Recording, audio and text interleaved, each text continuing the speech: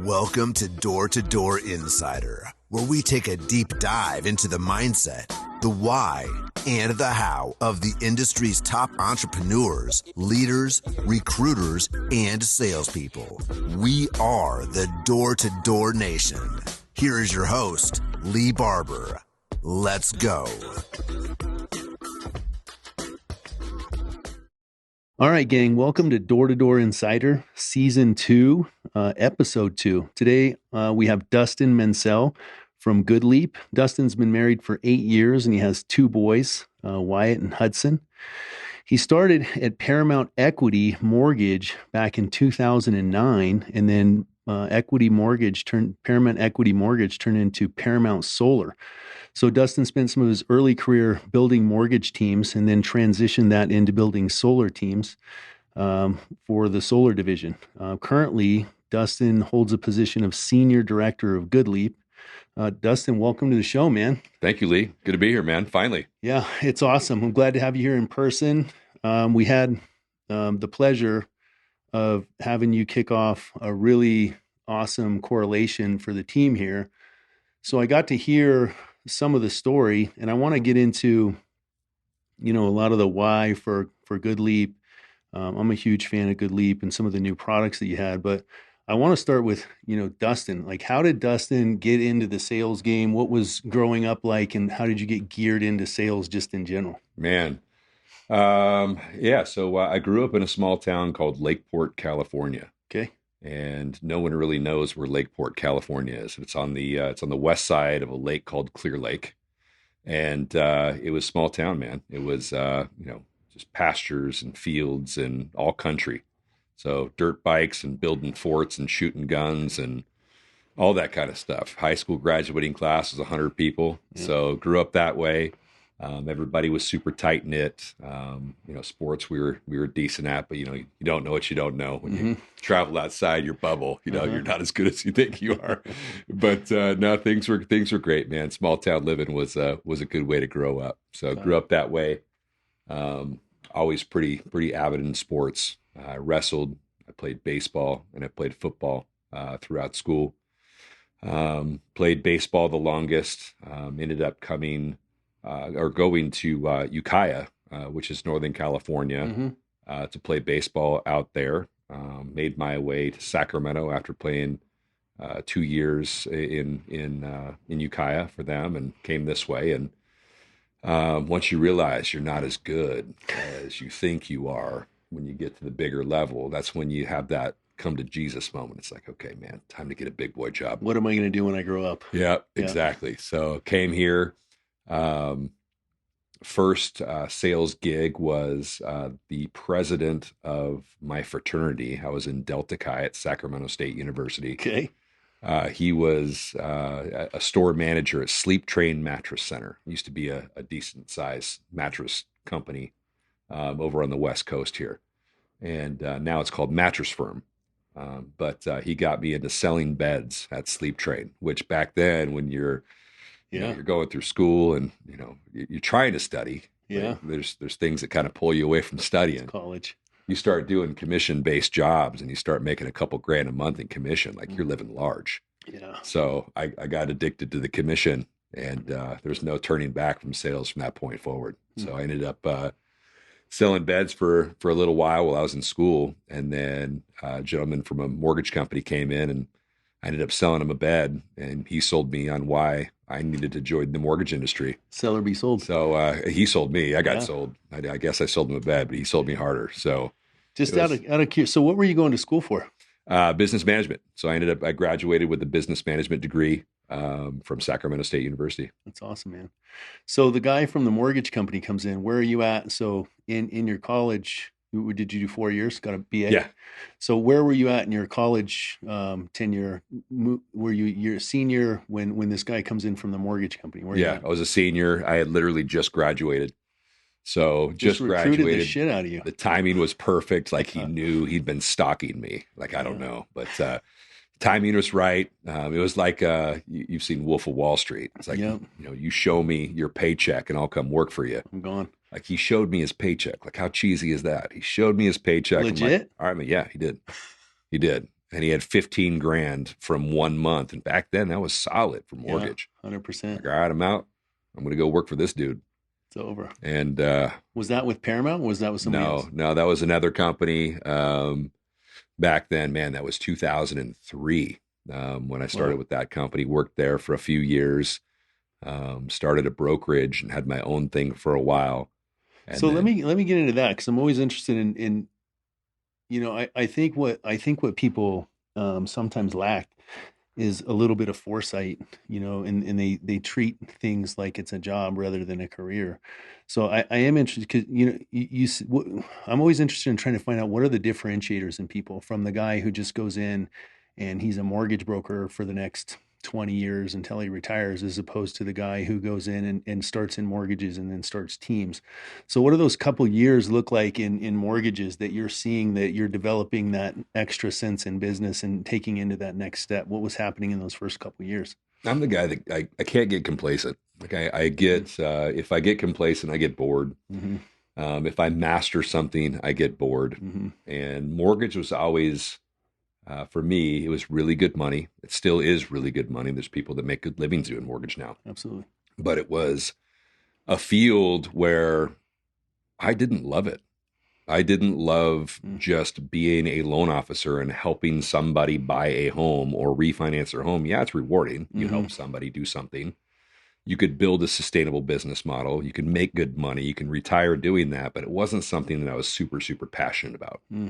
So I was passionate about, and I'll talk about Paramount. I joined Paramount in 2009. It was a company that I was passionate about. So, which made me a little bit more passionate about the mortgage industry. I wanted to help this company grow and to scale, and started helping them build mortgage teams. Because at that time, when you're in the Greek system at Sacramento State University and you don't leave this area, you know a decent amount of people, and everybody kind of stayed in the area. Yep. So I had a lot of connections, and it really translated into business for me really well. And building teams wasn't difficult. Because back in those days, like that was the thing that people did. They graduated college and they got into something like that. And most of us went into mortgage. So building teams came easy, but it wasn't something that I loved. I loved working for Paramount, loved helping them grow and scale. So, and just to preface, so Paramount is that was pre-Loan Pal, and then now Good Leap. So Paramount is the foundation. But anyway, I just wanted to preface that. I've been with the same group of people, the same organization for 13 years now. Yeah. So Paramount helped them grow and scale the mortgage division, grow some teams there. And then in 2009, which was right in the midst of the mortgage crash, which Paramount survived through, we had cash in the bank. We did things the right way. There were loans that were toxic for consumers back then that we just never did. Which put us in a position to be able to not only survive, but to thrive through the mortgage industry meltdown. And that's when we started that mortgage division, which we called Paramount Solar, just a new arm of the company called Paramount Solar. Back when people really didn't know what solar was. There was either pay cash, and then there was a company called Solar City that had a PPA. And it was like the beginning of getting solar for no money out of pocket. Yep. Which was still, it's too good to be true. Fear of the unknown. It was still, there's no way that's true. You're a liar. I think, guys that are kind of new to the game or don't have a lot of exposure think like solar seems so old, but it's so young. Solar's been around for a long time, but where it is in today's, other than some huckleberry or some electrician hooking a couple of solar panels up on his house, today's solar market has really, that 2000, when was Solar City big? It started like 2007, 8. And then 2009, you guys come in with some of the solar industry of today. And actually today's solar market is even very, very new. Yeah. So, yeah. Like you guys are pioneering today's solar. That's another way of calling me old, I think, right? Well, I'm an OG too. Yeah. I like OG better. OG's I like better. OG better with the air quotes. I like it. Yeah, man. So Solar City came out with this concept where they use tax equity to be able to offer a consumer solar with no money out of pocket. And they had two programs. It was either you leased the panels and you had a fixed payment, or you had what's called the power purchase agreement, where the payment would fluctuate based on what your system produced. But it was a fixed price per kilowatt hour. So that caught on like wildfire. So we ended up launching Paramount Solar back in 2009 as a solar sales company, and Solar City was our EPC. And back then, Solar City didn't really even have a sales division. They just had companies like us that would sell solar for them, and they would install it. Kind of like the industry is today. It's very predominant. But can we? So just from the correlation. So in correlation, you mentioned there was a conversation between. So who owned Paramount? Hayes Barnard. So we have three founders of Paramount Equity Mortgage. It's Hayes Barnard. It's Matt Dawson and Jason Walker. So I think Hayes is in a room with Elon at some point, and he says we can be badass at this. So I'd like to just. So how does that relationship start with Solar City and kind of progress from that point? I mean, because it's a pretty big claim when you're standing with Elon Musk, even back then, to say, hey, we can do this. So how does that partnership evolve from that point? I won't confirm or deny who he had the conversation with, but the executives of our organization had a tight knit with the executives of the Solar City organization. Got it. And they had conversations where they wanted to scale sales, and they wanted to figure out how to scale sales internally and move away from this EPC sales model, kind of like what Legacy just did. Legacy did with Sunruns. Legacy started. I mean, there's the story of Doug Robinson flying out to San Francisco to meet the executives of Sunrun with a big claim. I had Doug on the show. And, he says, there I am at my computer, and I fire off this email to the big shots at Solar City, and I say, or Sunrun, and say, I can build the biggest sales division you've ever seen. And they fingers say, crossed, fly out and see if they call me back. And they did. They did. Yeah. So that's awesome. So that's the origination point of what we now know as Good Leap. Yep, exactly. So they started off there, and back then there really wasn't a company that was selling solar at scale. So Solar City wanted to be the first organization to do so. And what Hayes had pitched to the executives over at Solar City was a concept that wasn't proven. And that was to sell solar over the phone, which the executives at Solar City thought we were crazy, thought Hayes was crazy. You couldn't sell solar at scale over the phone. You need that face-to-face interaction. You need to gauge body language and customer expressions and have that experience face-to-face to build that respect and earn that sale. Was the pitch, and I can't remember the name, you said it was a pre-Zoom, but so when you're saying over the phone, you mean over the phone, what was the pre-Zoom? Join.me. So was it a join.me pitch, or was it literally legit, like, I'm just going to call you on the phone? It was both. So join.me was just a screen share. You're just screen sharing with the customer. So it was either over the phone and you're explaining to them how it works, and then you're emailing them a contract or emailing them a proposal, or you're sharing your screen on just a virtual share app that was free at the time, and figuring out how to build your flow, how to build your SOP. Like, we literally built everything from scratch. So we fell flat on our face for a while, and then we figured it out. And just kind of fast forward from 2009 to the peak of Paramount Solar, which was the beginning of 2013, we were selling enough jobs to install between 700 to 800 installations through Solar City on a monthly basis. It's a good look. And that's, back then, that was some pretty serious weight. And it's not a bad look now.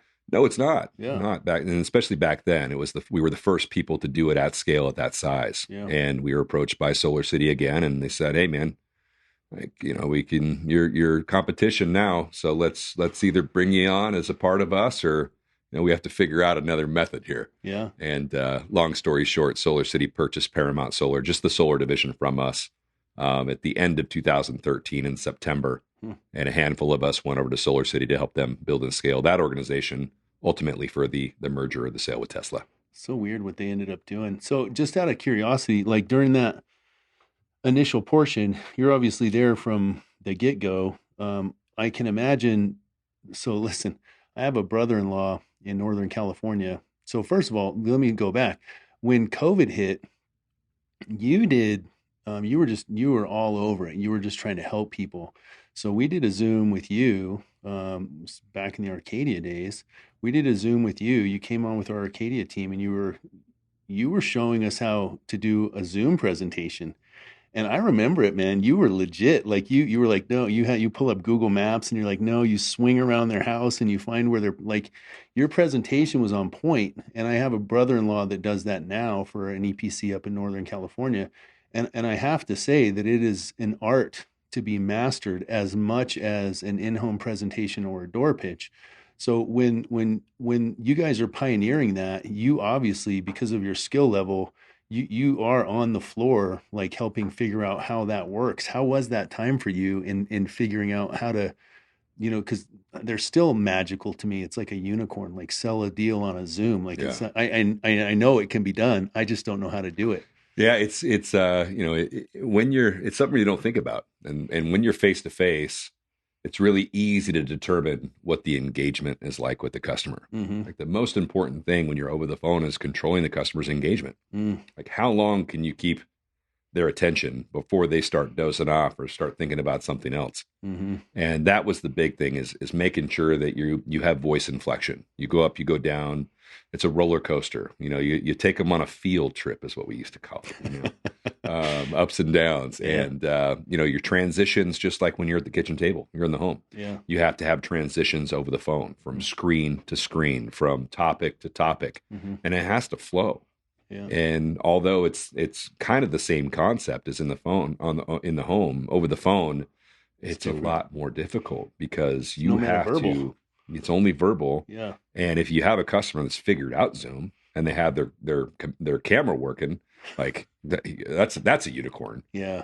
Which makes it almost a no-brainer. Like you can close that person every single time because they're looking at you. Yeah. You can see them. Like you can kind of relate. You can build rapport. Yeah. You can talk about their pictures in the background or what have you. But it's a different breed, man. And you guys scaled that to 800 plus deals a month. 800 installs a month, 700 to 800 installs a month at right between like a 16 to an 18% conversion ratio. That's big, man. Yeah. So what does that room look? Is there like 50 people in a room? Is it 100? What does the team look like back then to sell that volume on Zoom? Yeah, we had we didn't have any offices. We had everybody on the floor, even the managers, the VPs, everybody was on the floor. It was kind of like a bullpen. It's like Wolf of Wall Street, man. Kind of like Wolf of Wall Street. Anybody throwing Rolexes a lot around? More ethical. A lot more ethical. Or else you guys wouldn't be here. Right. But you have a bullpen that way. And the reason why we had it that way is we wanted people to be able to feed off each other. When you're trying to prove a concept or you're trying to make something successful that's never been done before, like you need all the help you can get. So you have a bullpen environment. You have everybody feeding off each other. You have people hearing best practices from a team that's 15 feet away. And people were being like, oh, I can use that. Like that's an objection that I had on my last call. Now I know how to overcome it. Yep. So you're feeding off people.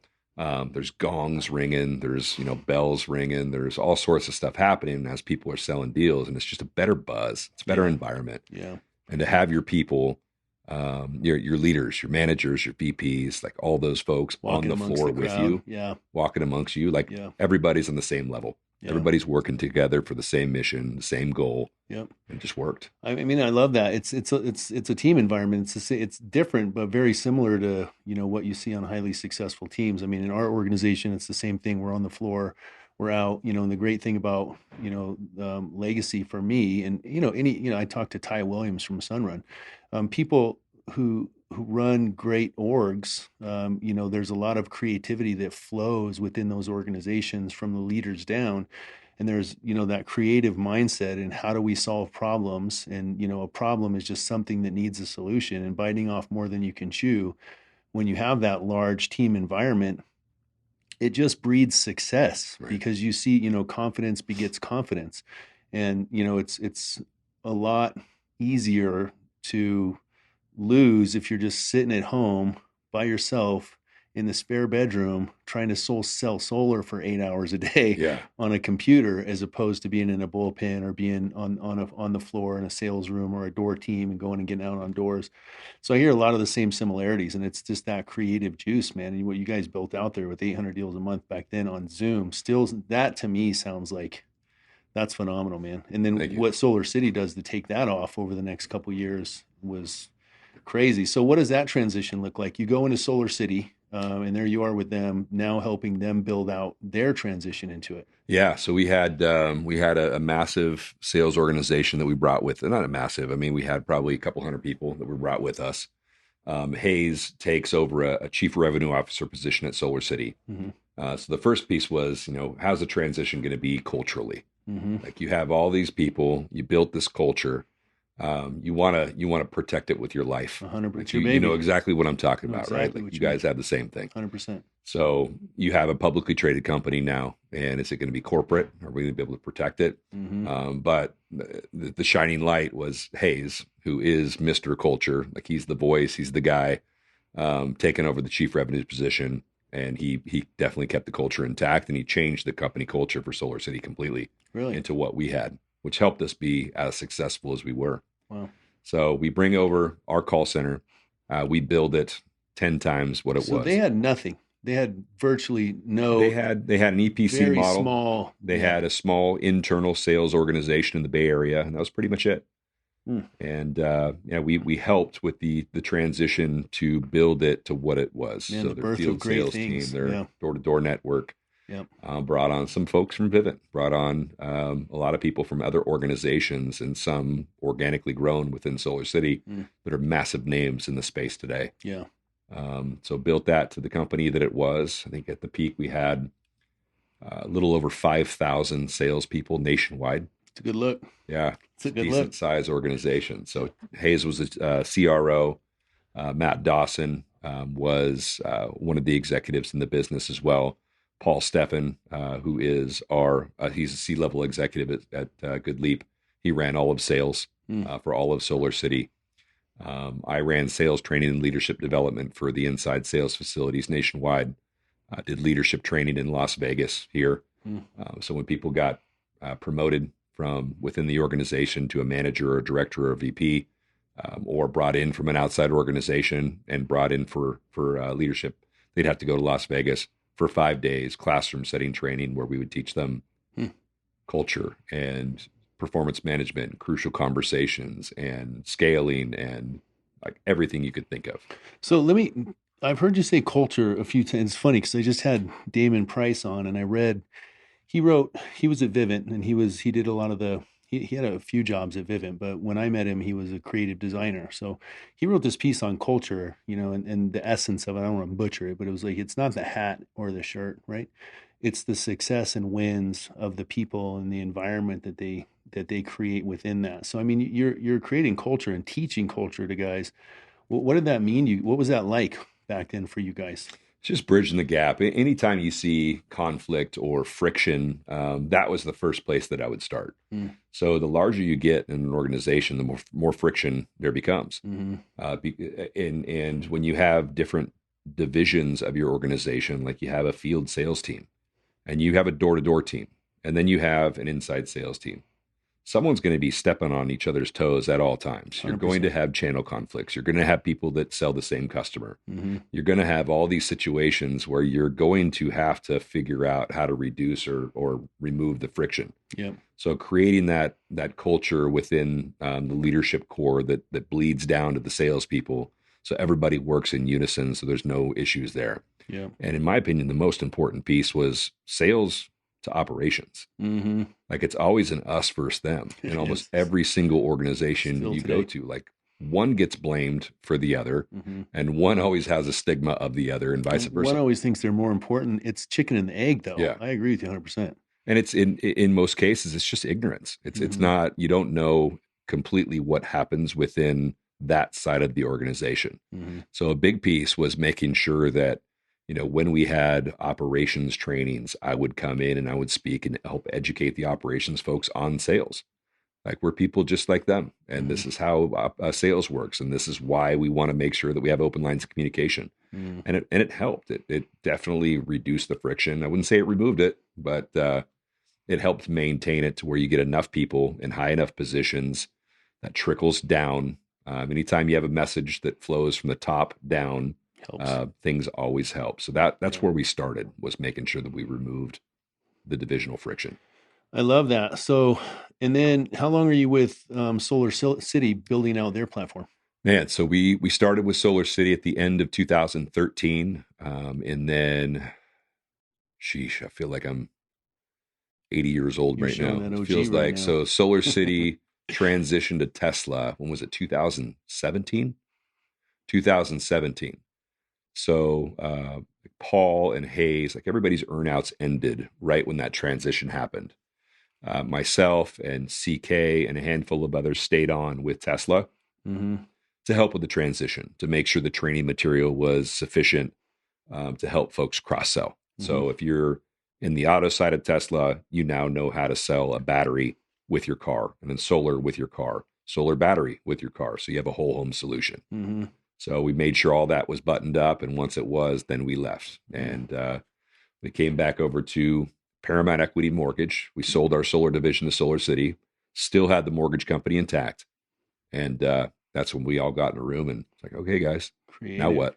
I want to ask you something. What year was it that Tesla decided, and it was just the powers that be at Tesla? And I'm a huge fan of Elon personally. I feel like Elon Musk just feels intrinsically good. Like he's just I love him. And I love watching what he does with Tesla and just, everything that he does. But at some point there's a decision made at Solar City / Tesla where they're like, we're going to eliminate our door-to-door crew. Were Right. you there when that happened? I was, yeah. What was that like?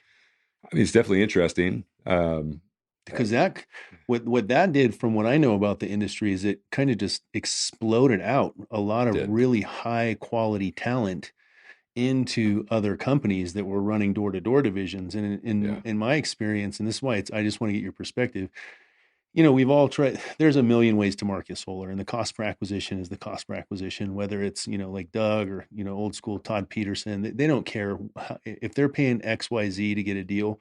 They don't care if that's on Google pay-per-click or advertise, whatever, or a door knocker. But from what I've seen, the largest volume in direct to home is from either somebody calling you directly on a phone or a Zoom or a door knocker. So it was just an interesting thing. So like from your perspective, what did that look like internally when that was dismantled? It was, it was tragic. It made friction, or it made a ripple effect within the company that was almost impossible to repair. Elon was maniacal about how he wanted to approach the customer. Yeah. He did not believe that door-to-door was the future. At least that was our impression. It might be the first thing he's ever been wrong about. It was the future, and it wasn't. It was against how he wanted to sell his Tesla. Right. Like it was always, people should come to us. They come to the showroom. We give them a whole home solution. We don't want somebody wearing Tesla gear knocking on someone's house, knocking on someone's door. We want them to reach out and be able to chat on our website. We want people to reply to a marketing ad, at least at the beginning. Yeah. But ultimately, I think that Elon just wants people to have a solution where they can go onto the website, and he has it now. He does. Like he has kits. Yeah. Where you just go on the website and you buy it, and it's cheap. Well, and, I mean, when you look at brands, it's the old thing. When's the last time you saw a Lamborghini commercial? Yeah. How often do you see Louis Vuitton or Louboutin commercials? You don't. When you're trying to take your company, like, I'm not saying, who am I to disagree with one of Elon's decisions, but from my perspective, what it did is it did explode a massive amount of talent out into the industry. I'm sure it was a pretty hard time. So, and that's a cool perspective of it. So then off you go back into, everybody's done it at Tesla now, which was Solar City into Tesla. And then here we are back at Paramount Mortgage / Solar. So how does that go? Mortgage. It was only mortgage. We sold the solar division. Was there a non-compete with the old contract from Tesla, if we're allowed to talk? Was there like a period where you guys couldn't start solar, or why was it just back into mortgage? Solar finance, there wasn't a non-compete because what we did was ultimately solar financing. And not sales. We had no intentions of recreating something that we had already did. Yeah. We wanted to be, we've always been since the very beginning, just forward thinking, like what would the industry need? Like what is broken? How can we help? And it seemed very organic after locking ourselves in a room and just figuring out what was broken, what the industry needed. There wasn't any financing out there that was seamless for the consumer, seamless for the salesperson, seamless for the installer, to help maximize profits, to help make the experience for the sales rep and the customer seamless, to maximize approval rates, to make the communication the best it possibly could be, so the sales rep was in a completely transparent position with exactly what was going on with their process and their project. And we had done finance in the past with our mortgage company, still had a mortgage company, and we just got done doing a stint at scale very successfully with solar. So we decided, why not combine the two and build the solar financing platform based on what we wish we had when we were salespeople, because that's who we were. We were salespeople, and we just so happened to have the best relationships in the industry with these folks that lend money, that can help us create this platform based on our vision. So we locked ourselves in a room and just basically wrote down what's broken. What can we fix? Can we fix that? What would it look like? What is not in the space that would be revolutionary? And we continue to do that to this day. And timing was a lot of it. At that point in time, there was a lot of frustration amongst installers with some of the financiers that were out in the space. There was some people that had recently shut down, went bankrupt. Recently, companies that stopped funding for a couple months at a time because of capital. And it was time. It was time for us to enter a space that was legitimately broken and bring a solution that everybody could be comfortable with. A story and a platform that had the financial backing and the clout to give people the peace of mind of knowing that they were going to be safe. They were going to be supported, and we were going to be good business partners. That was the birth of Loan Pal. Yeah, I love that. So, I mean, I've known you personally for about 3 years, and, we've had different opportunities to talk and for me to hear some of these stories. So it's always been interesting to me, generally when you're dealing with, and not just solar lending, a bank. Let's talk, we can talk about B of A. There's some things I go in and it's just stupid. There's 2 people behind the counter, and then there's one person at the ropes greeting me, and there's a line of 15 people. Yeah. In my mind, I'm like, I wish I had somebody to complain to tell this person at the ropes, just go behind the counter and be a banker right now. So, but when you're dealing with banks and other corporations, the moral of that story is it's a stupid thing that could be changed. It's a broken thing. Right. And generally, when you're dealing with banks or large corporations, there's no answers to those things, because the people, we talk about sales and operations. In my opinion, a lot of it is because they're running these corporations from an operational standpoint. And there is a really fine line between operations and sales. But when you're looking at business, you have to go by the old adage, if you want to wow your customers, wow the people who wow your customers. And so for you guys, you have 2 sets of customers. Well, almost 3. You guys have the actual homeowner, and then you have the EPC, and then you have the salesperson. Yep. And so to approach the game from who you guys are, I think that's important for the listeners. And I don't know, we have people that listen at different levels of their career, but I've had the opportunity to work with every bank in the game. And there are so many things that I still to this day that are just absolutely broken, and we talked about this before. I don't, for you guys, some of the things I love is when I have reps in home and they're like, what do I do? I'm like, call GoodLeap, and an actual underwriter is going to answer the call. You're going to submit your docs, and you're going to get an answer and every single time. It's not like, oh, sometimes GoodLeap answers the phone in a couple of rings. Like every time you guys stay up later. So like a lot of the stuff that is broken in the industry and you guys have fixed, that's important for the listeners to understand why. It's because it's a corporation that actually cares about the homeowner, that actually cares about the EPC, and that cares about the rep and listens to people. So, I've always highly respected that, because I'm so used to people not listening to us. And there's the old, Todd Peterson story where he goes to XYZ company and says, hey, my customers want smart technology. And they said, beat it, kid. And then off he goes and creates 2 gig. And then off he goes and, Apex to Vivint. But it's this creation of like listening to what your people want. And then we get, I don't want to share your market share. I'll let you talk about it, but you guys' market share in the industry from what you've done is astounding. So we'll just shoot back a little bit. So Lone Pal started. So how do we go from Lone Pal to Good Leap? What do those next few years look like in there? Yeah, so we soft launched Lone Pal. We turned it from an idea into an actual platform. Launched Lone Pal in was it November of 2017 as just a stealth mode pilot, just to make sure we can prove concept. Is this going to work? We partnered with a couple of the largest companies in the nation at that time at a very small scale, just due to relationships that we have had in the past, just to see if it would make sense, and it did.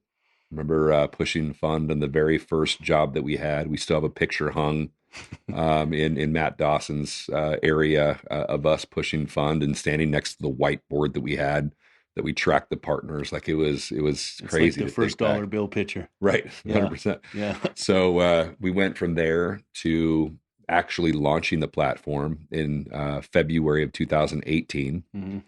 And from there until now, we have become about 50% market share in solar finance, ownership finance business nationwide. Wood Mackenzie just came out with a report a couple days ago. So if you take out third party owned and all of the stuff that's not ownership, we're 48% market share nationwide.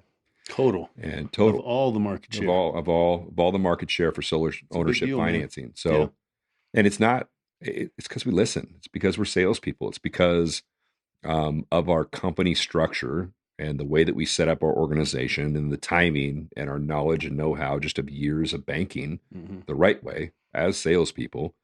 We put ourselves in a position to be able to have a lot of capital available, to have a really, really good performing asset to where we can go to our capital providers and say, we want to build this product and this is why.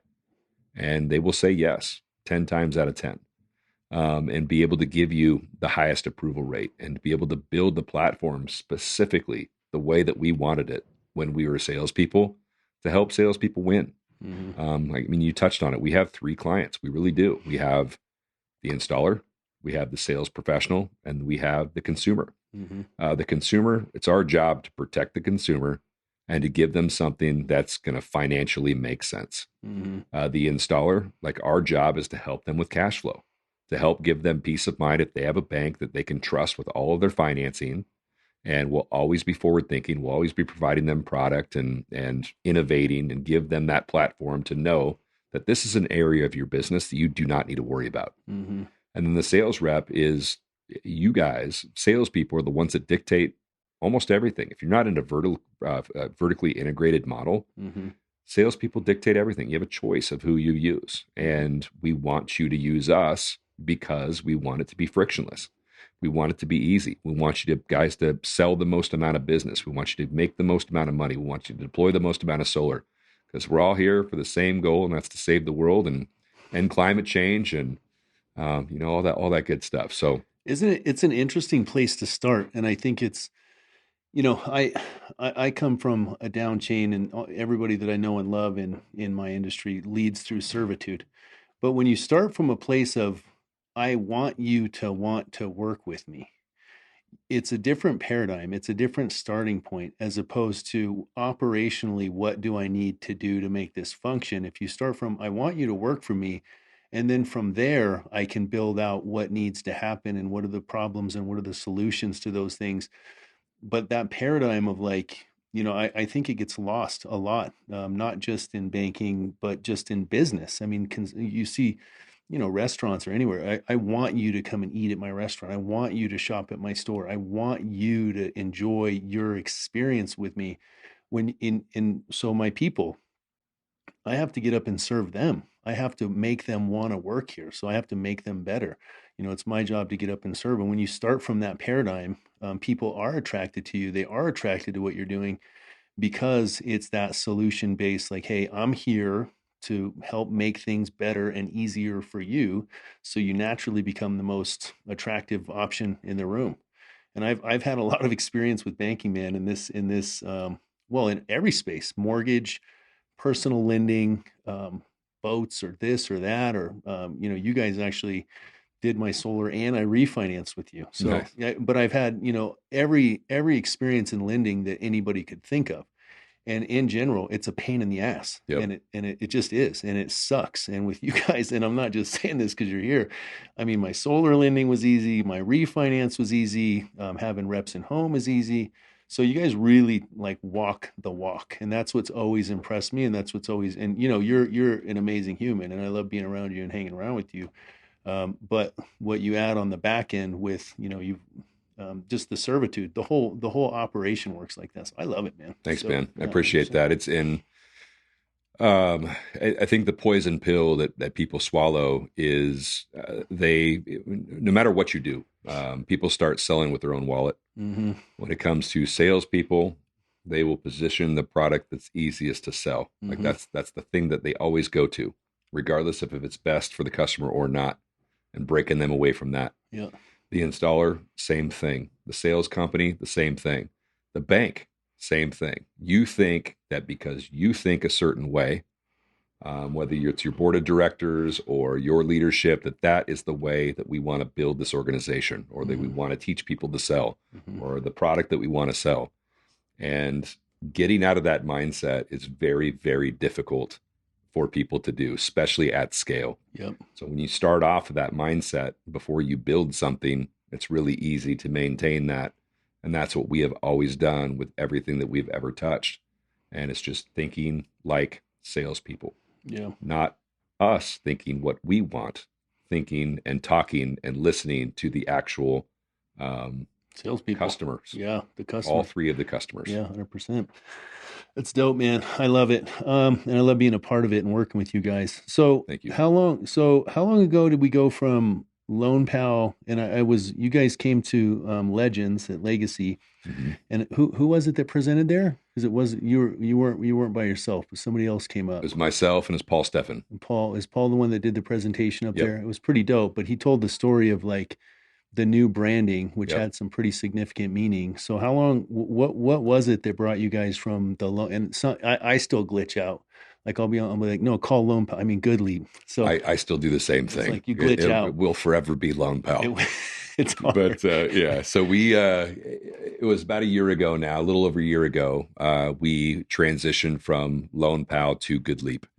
And everybody loved Loan Pal, like including myself. But Good Leap made a lot more sense for the future of our organization than Loan Pal did. And the reason why is because there's multiple facets of our business. We have multiple arms of our business. We're part of a nonprofit organization called Give Power that builds water facilities to where people in third world countries can be provided clean drinking water, where they would pass away or get very ill from brackish water. Yep.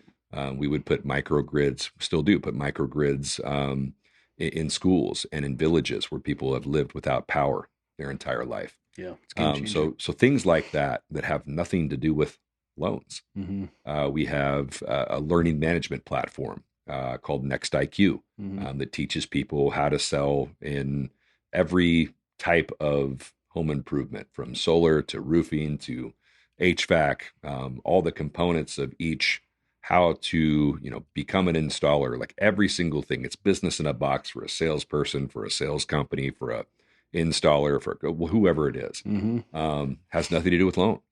So Loan Pal being the name of a loan company, having the word loan in it, wasn't really agnostic to what we were doing at the current time and what we plan on doing in the future. So we had God knows how many people coming up with a name, and Good Leap became the name that we landed on. And why Good Leap? Good, if you have seen our logo, the O's are an infinity sign. So it's forever. And then Leap is an acronym, and it stands for life, earth, and prosperity. So life, earth, and prosperity forever. Yeah. So that really encompasses everything that we do now and everything that we plan on doing in the future. And there is a lot that we will be talking about over the upcoming years of what we will be getting into and providing to the marketplace. It's pretty dope, man. It is. It's funny. You were just saying HVAC systems, and I remember when I first, and it's crazy how young everything is. Yeah. You know, when I started so I've been in door to door coming up on 6. When I started in solar, I mean, there was very few allowable finances. And in my mind, I was like, a pool pump and an air conditioner should for sure be allowable finances. And I remember bitching and complaining about that forever because I'm like, well, if, you know, because there's two ways. It's energy efficiency. It's in energy efficiency. You can control the price at which you pay for the commodity. And the other thing that you can do is you can control the amount of the commodity that you use if you have newer equipment. And I remember when you guys transitioned into the different allowable finances. And so this is kind of a cue into, I love what you set up here. Like, you know, you guys don't pay attention to the competition. What the competition is doing is not relevant to you. And I've seen the competition follow what you guys do. But you guys have just let so much stuff into allowable financing because you're really, you know, going into different realms of like it all has to do with the home, and it all has to do with improvement. And you know, there's so many things that go into that. So just, I mean, I have so many instances of stuff where I've seen you guys be innovative. It's pretty dope.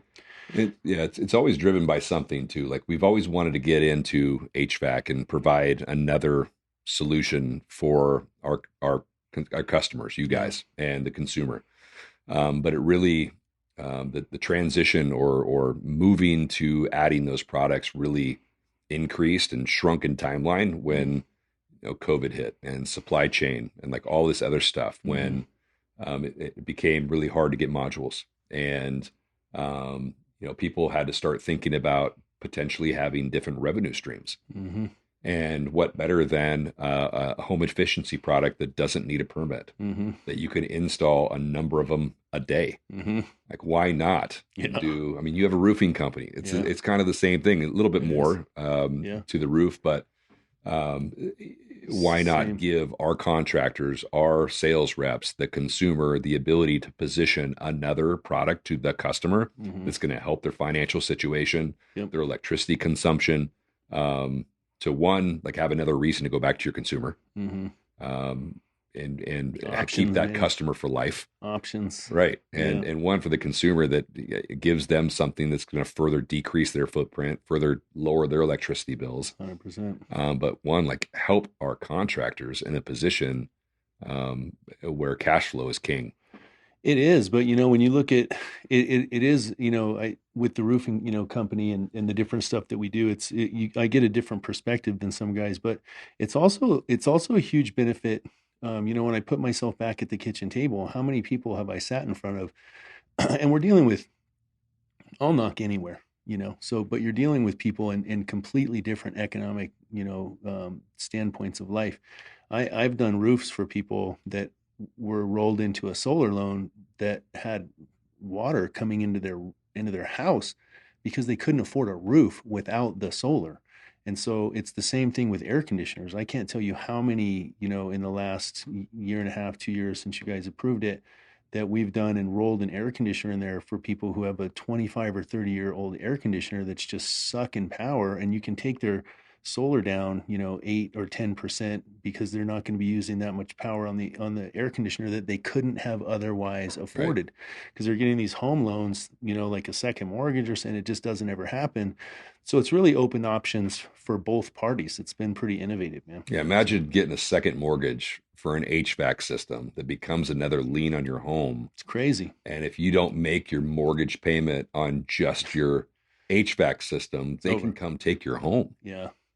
It gets intimidating. People just don't understand that concept. So you're absolutely right. It's being options. able to give them that solution, to where they don't have to come out of pocket with however much an HVAC system costs, $5,000, $7,000. It's a lot to pull it in. To some, it's a lot. But you get just a lot. So one of the things, and we won't take up too much more time. I did, you have a unique perspective of the solar industry and the future of the solar industry and. Tax credits and all of these things. And we talked about it in correlation, and I've come to a point in the career, and I think there used to be a thing where people were like, how long is this going to last? In my opinion, I have a really firm belief. it's almost impossible for us to go away. It's at this point, I feel like we're like electric cars. It's like, it's like saying EVs are going to go away. Like, Right. well, that was easy to say in 2007 when the first Tesla lit on fire on a freeway and everybody's like, oh, this is going to, but we're in a different market stage. We're just in this huge market stage where like, this is the future. But I'd like people to hear your perspective of like where we are currently and what the growth rates look like. What do you think will happen with the tax credits and the 26% and the 22%? Just kind of discuss that with the listeners a little bit. Yeah. So first I'll cover, just the elephant in every room right now. Like costs are going up. Yep. Like everybody sees what's happening with inflation. Everybody sees what's happening with gas prices. Everybody sees what's happening with these shipping containers that can't make it across the seas. Costs of everything are going up right now. So if your red line increases, if your finance company increases their dealer fees, if your eggs go up, everything is going up right now. Everything. So if you have a red line that goes up, or if you have dealer fees that go up, just get out of your own way. It's not happening to just you. It's not going to eliminate your ability to position a valuable product to the consumer because they're used to it. Yep. They know prices are going up.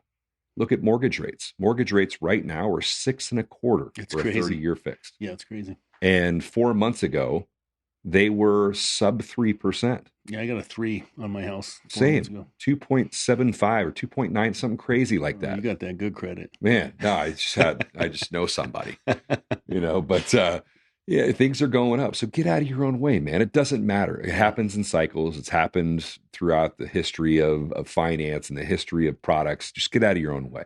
Yeah. Don't worry about it. Second thing is, the tax credit. What's going to happen with the tax credit? Yep. I think that a catastrophic event is going to have to happen at this point in time for a decision to be made quickly on the tax credit and the future of the tax credit. I think that at this point in time, we need it, especially what's happening with costs, panel costs and inverter costs and racking and BOS, and like everything's expensive right now. And we need the tax credit. We absolutely have to have it, in my opinion, because costs are so high. So until things kind of stabilize, we will need that to exist. So how does that? Because to me, it's like Congress, Washington, right? Like, how does that data transfer to them to where they're making an evaluation on that? Because I know these things get written into bills, and there's a bill that hasn't passed yet, and it was proposed that the solar tax credit go back up to 30 for 10 years. How are they getting the data from the solar industry in general to say, well, this industry would, it happens. It's easy to understand why did they do bank bailouts? Why did they do airline bailouts? But it's like preventing a solar bailout is maintaining the tax credit. How does that information get disseminated to Washington? It's crazy. I don't think it does. It Honestly, doesn't. I don't think it does. Really? I still think that the solar industry is still somewhat unknown to Washington, to anybody that really understands anything about the tax credit and what it can or can't do for the industry as a whole. They understand that climate change is real. They understand that there's a thing called global warming and solar's the future, right? But they don't really understand the economics. And unfortunately, I think it's going to have to be a catastrophic event that happens to really get the eyes of the legislators and people that can actually make a decision in order for something to happen. And what I mean is right now in the solar industry, it reminds me of about 2004 in the mortgage industry. Got it. And anybody who's heard me talk about this, they've heard this before. Like, I believe right now we're living the good old days in the solar industry. Like right now is the time that we're going to look back and talk about, the remember when. Right now, salespeople, they don't have anything regulated. They don't have to get licensed anywhere other than California. And the licensing in California is really it's not much of anything. It's a piece of paper. Yeah, 100%. Doesn't regulate the loan or anything. No, nothing's regulated. So we're starting to see things happen. What's the word? We're seeing very irresponsible things happening right now. With manufacturers, with finance companies, with some organizations where they max out commissions completely and disregard the consumer, where some regulation at some point is going to have to step in. And with the panel shortages and the tariff happening, and we're shaping up to be here, I would say in the next, not anytime soon, probably 5, 6, maybe 7 years out, what happened in the mortgage business in 2008, 2009. And I think an event like that is what it's going to really take to get the eyes and the focus on this industry and what really needs to happen. So if I'm a salesperson listening to this right now, like, I'm not freaking out. What I'm doing instead is I'm helping the cause, and I'm going to self-regulate, and I'm going to be someone that helps protect my business and my paycheck and my company by selling ethically. Well, I think so I don't mean to cut you off, but that goes back to Paramount Mortgage back in 2000. And, when you guys are in the early 2000 in Paramount Mortgage, why does Paramount Mortgage sustain? Because you were doing things right. You weren't engaging in the stuff that other mortgage companies and brokerages were doing for lending and some of the crazy stuff that was, it was a crazy world back then, but you guys survive when everybody else goes underwater by just understanding the basic ups and downs and ebbs and flows of economics. At some point, there has to be something happen. And if you position yourself well now, when that point comes, you're going to be in the right spot. Yeah. It's offering value to your customers in a healthy way. Yeah. And even back in the olden days, whether or not we knew what we were doing or not, we always had the mindset of thinking in the future. Like, we wanted to build a sustainable business model that did things the right way, that never sold something that could be questioned as being ethical or not. We always took the high road and always made sure that we maintained that. And that's how we not only survive, but strive through that mortgage meltdown. And I think that's what we're going to have to do. One, to prevent regulation or to push it off as long as possible. Like, make sure that you're representing yourself and your company properly. Make sure that you're not misrepresenting offset or utility escalators, tax or credits. create fans, don't create enemies, don't create customers that don't want to refer you business. Every single home that you go into, you should have the mindset of getting a referral. Like, the sale is a byproduct if you're getting a referral, if you've earned a referral from that customer. So that's what people should be doing right now. And if you've earned that referral, you've done everything you possibly can to treat that customer right, because now they trust you with people that trust them. And if we can do that, then we prevent a lot of things from happening that we don't want to happen. But if all things add up and all things happen the right way, like, there's things getting kicked around, like raising the tax credit back to 30%. Or keeping it 26%. Both are talking about doing for 10 years. They're talking about potentially changing the tax credit to a rebate. Amazing. And if they do the tax credit to a rebate, then tax liability is not an issue anymore. They get a rebate day one. That's a PPA killer right there. Let's go. Anybody can get a rebate regardless of what kind of tax liability you have, your age, if you're disabled, if you're, whatever the case may be. So there's a lot of exciting stuff coming down the pike as long as we do things the right way.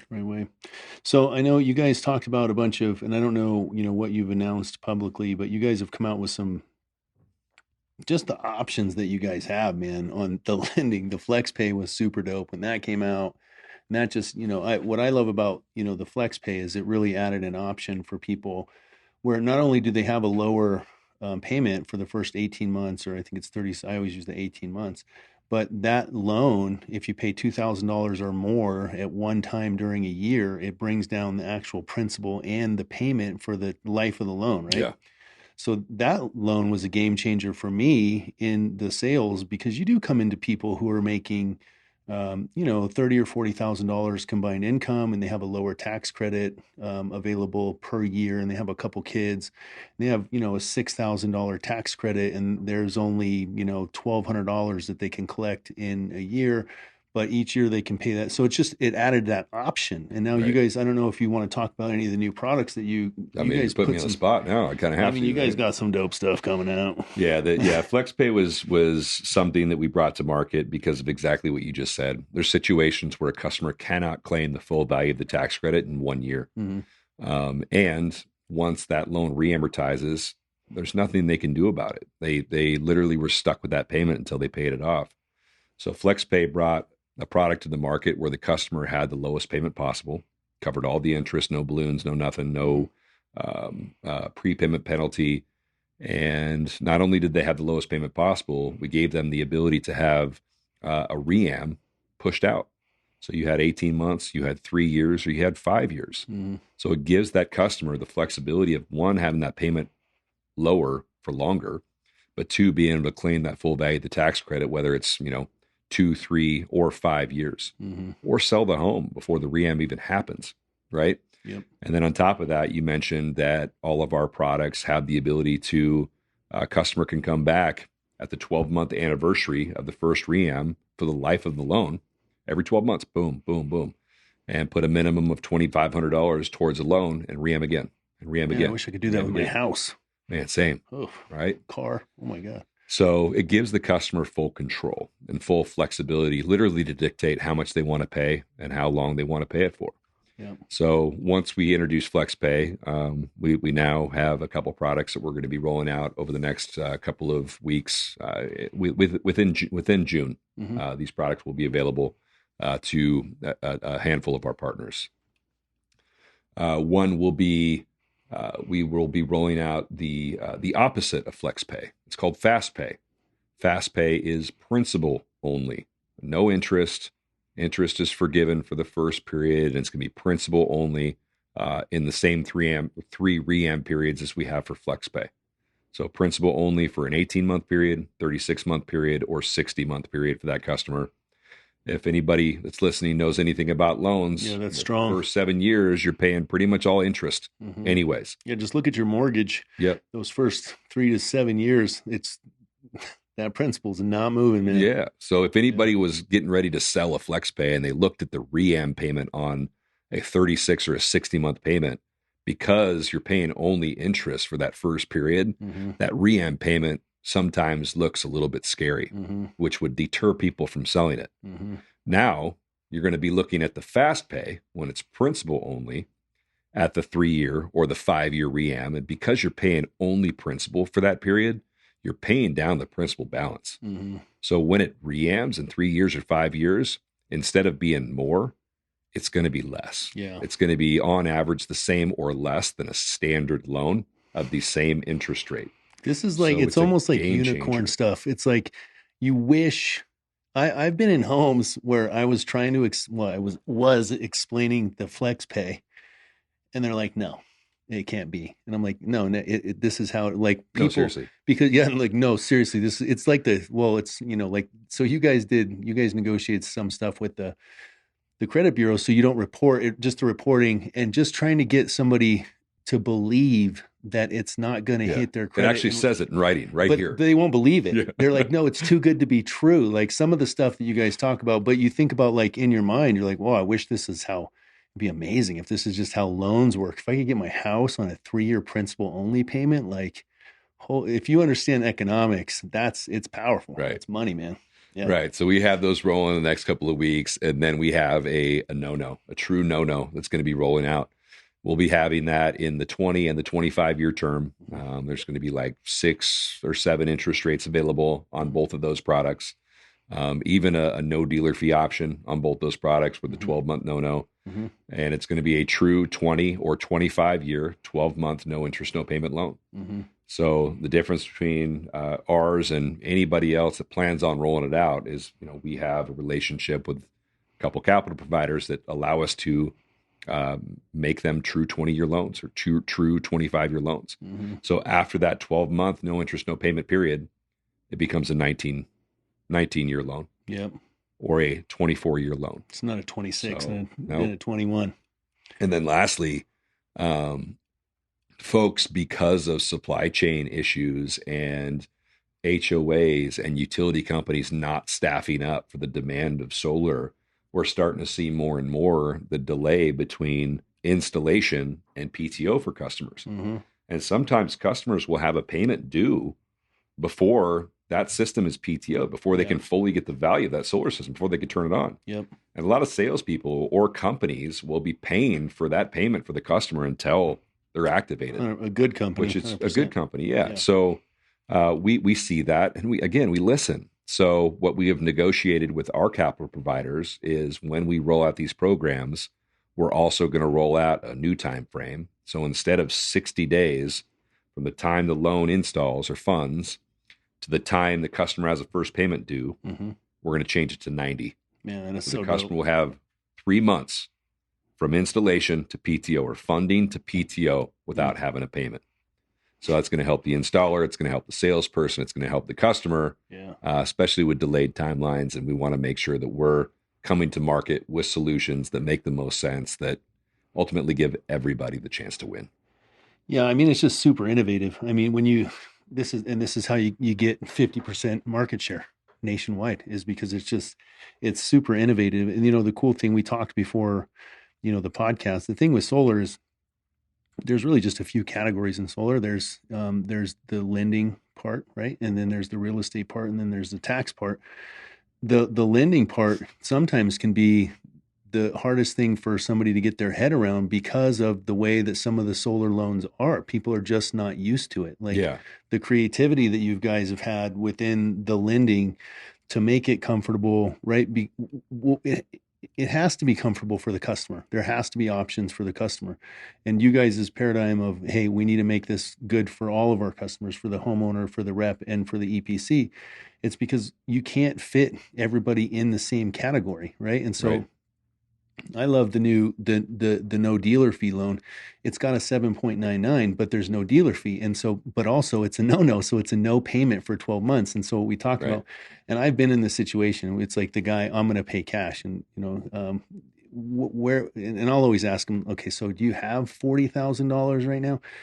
But, for a guy that is going to pay cash, right, and they're going to use the tax credit, if I wanted to pay cash this year, but I wanted to apply the tax credit, I could get the 7.99 no. I'm not going to pay any payments for 12 months. We're in June now, so I'm going to get to tax season. So then I get my tax credit back and then apply it and then pay the thing off. No-brainer. It's a no-brainer, and it's not for everybody, but it's an option for the people that need it. Right. So it's like tool in your tool belt. 100%. It's like just putting as many tools in the tool belt as you can. So that's dope, man. So that is some amazing stuff, man. Listen, I appreciate you flying in and spending some time with the team. It's always cool to hang out with you and just watch you on socials and everything that you're doing. So talking about socials, where can people find you on Instagram? Instagram, it's dmansell11. Okay. And I'm on LinkedIn. I'm on Instagram. No Facebook. Can't handle Facebook. Don't do it. Too political for me. Guys, don't DM Dustin about why the loan didn't. Well, the loans almost always pass. What's the approval rate? Reach out to CK. CK loves. What's his socials? Yeah. What was you guys' approval rate right now? In Nevada right now, it's 97.2%. 97.2 people out of 100% are getting approved for solar. Right? Is that good? That's good, right? That's unicorn. It feels like it's good. You guys are like the big unicorn in the room. I mean, we try. All right, brother. I appreciate you coming on. We'll get this posted up on YouTube, and it'll be for everybody to find on Apple and all that stuff. So, Dustin, thanks a lot, man. Thank you, man. Appreciate it.